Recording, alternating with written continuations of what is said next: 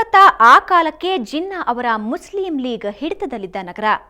ಆತ ನೆಹರು ಮತ್ತು ಜಿನ್ನಾ ಅವರ ನಡುವೆ ಮಾತುಕತೆ ಮುರಿದು ಬಿದ್ದಾಗ ಕೋಲ್ಕತ್ತಾ ನಗರದ ಮುಖಂಡರಲ್ಲಿ ಹೋರಾಟದ ಆಲೋಚನೆ ಸುಳಿದಾಡ್ತು. ಅದಕ್ಕಾಗಿ ಸಭೆಯನ್ನು ಸೇರ್ತು.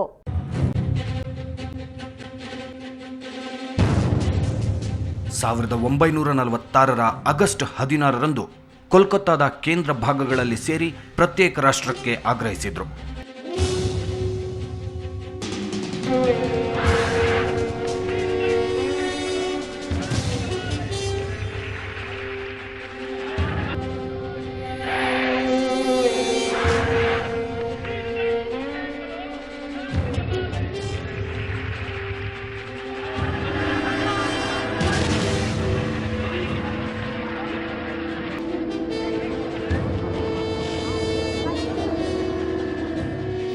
ಸಾವಿರಾರು ಮಂದಿ ಈ ಸಭೆಯಲ್ಲಿ ಸೇರಿದ್ದರು. ಸಭೆಯಿಂದ ಚದುರಲಾರಂಭಿಸಿದ ಜನ ನಗರದ ಹಿಂದೂ ಭಾಗಗಳತ್ತ ಸಾಗುತ್ತಿದ್ದಾಗ ಅನಾಹುತವೇ ಸಂಭವಿಸಿತು.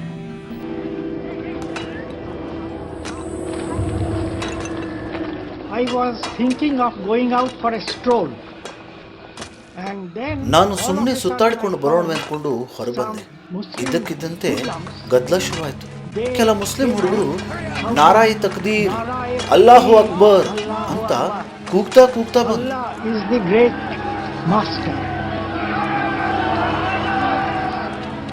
ಇದ್ದಕ್ಕಿದ್ದಂತೆ ಗಲಭೆ ಆರಂಭವಾಯಿತು.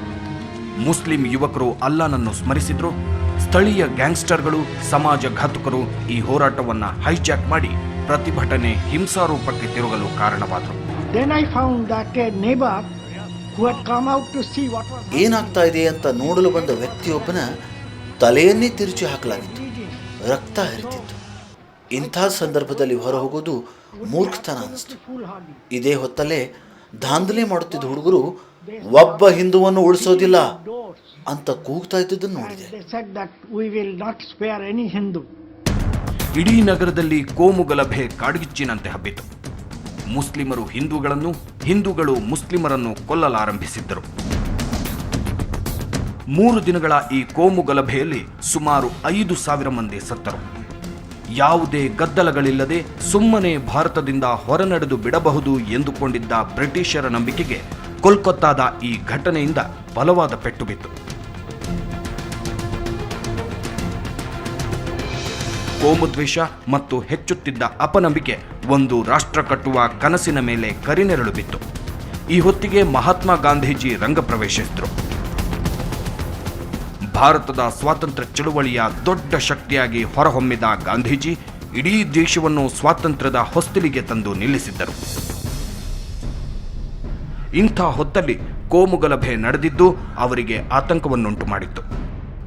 ಗಾಂಧೀಜಿ ಗಲಭೆಯ ನಂತರ 1 ವಾರ ಕಾಲ ನೌಕಲಿಯ ಸುತ್ತಮುತ್ತಲ ಹಳ್ಳಿಗಳಲ್ಲಿ ಪಾದಯಾತ್ರೆ ನಡೆಸಿದರು. ಪ್ರಾರ್ಥನಾ ಸಭೆಗಳನ್ನು ಏರ್ಪಡಿಸಿ ಹಿಂದೂ ಮುಸ್ಲಿಮರನ್ನು ಒಟ್ಟುಗೂಡಿಸುವ ಪ್ರಯತ್ನ ಮಾಡಿದರು.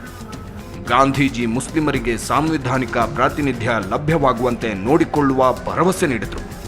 ಆದರೆ ಗಾಂಧೀಜಿ ಮುಸ್ಲಿಮರಿಗೆ ಹಿಂದೂ ಸಮುದಾಯದ ನಾಯಕನಾಗಿ ಅಷ್ಟೇ ಕಂಡು ಬಂದರು. Mr. Gandhi did not appeal to the Muslims, He failed to win the hearts and minds of the Muslims of India, The way he used to talk about politics and his language, it was foreign. It did not appeal to Muslims at all, But he used to be practically, naked. He used to have one arm on the shoulder of one girl, and he should have another arm on the shoulder of another. And the Hindus thought he was a saint, The Muslims were not keen to come to him, were not keen to listen to him.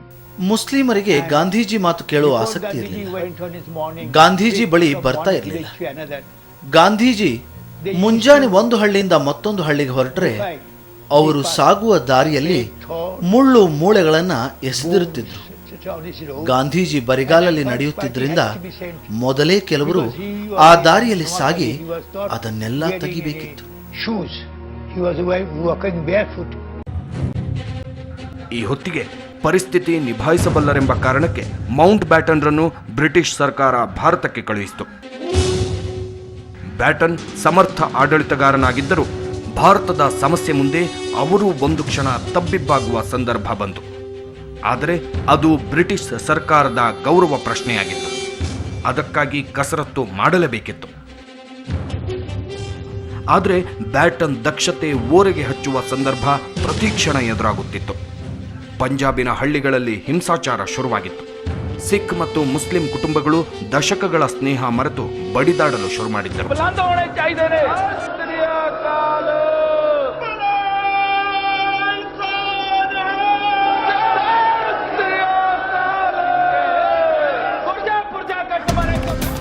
ಘರ್ಷಣೆಗಳು, ಗಲಭೆಗಳು ಹೆಚ್ಚುವ ಆತಂಕ ಭಾರತ ವಿಭಜನೆಯ ಒಪ್ಪಂದದ ತುರ್ತನ್ನು ಇನ್ನಷ್ಟು ತೀವ್ರಗೊಳಿಸಿತು. ಕಾಂಗ್ರೆಸ್ ನಾಯಕ ನೆಹರು ಈ ನಿಟ್ಟಿನಲ್ಲಿ ನಿಲುವು ತಾಳುವ ಎಲ್ಲಾ ಶಕ್ತಿಯನ್ನು ತಮ್ಮ ಬಳಿ ಇಟ್ಟುಕೊಂಡಿದ್ದರು. ಬ್ರಿಟಿಷರನ್ನು ಭಾರತದಿಂದ ಹೊರಹಾಕುವ ಕಾರಣಕ್ಕಾಗಿ ಸದ್ಯದ ಪರಿಸ್ಥಿತಿಯಲ್ಲಿ ತನ್ನ ನಿಲುವು ಸಡಿಲಗೊಳಿಸಿ ರಾಜಿಯಾಗಬೇಕಾಯಿತು. ಅಖಂಡ ಭಾರತದ ಕಲ್ಪನೆಯನ್ನು ಕೈಬಿಟ್ಟು ಭಾರತ ವಿಭಜನೆಯನ್ನು ಒಪ್ಪಿಕೊಂಡರು.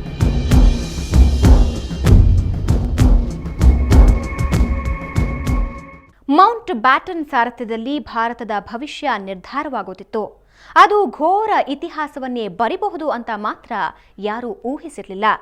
ಜಿನ್ನಾ, ನೆಹರು ಮತ್ತು ಬ್ಯಾಟನ್ ಅವರ ಹೇಳಿಕೆಗಳು ಅಧಿಕೃತವಾಗಿ ಹೊರಬೀಳೋದಿತ್ತು. ಇಡೀ ಭಾರತ ಮೈಯೆಲ್ಲ ಕಿವಿಯಾಗಿ ಕೇಳೋದಕ್ಕೆ ಕಾದಿತ್ತು. ಜೊತೆಗೆ ಒಂದು ಅಗೋಚರವಾದ ಕಾವು ಕೂಡ ಸ್ಫೋಟಿಸುವುದಕ್ಕೆ ಕಾದಿತ್ತು.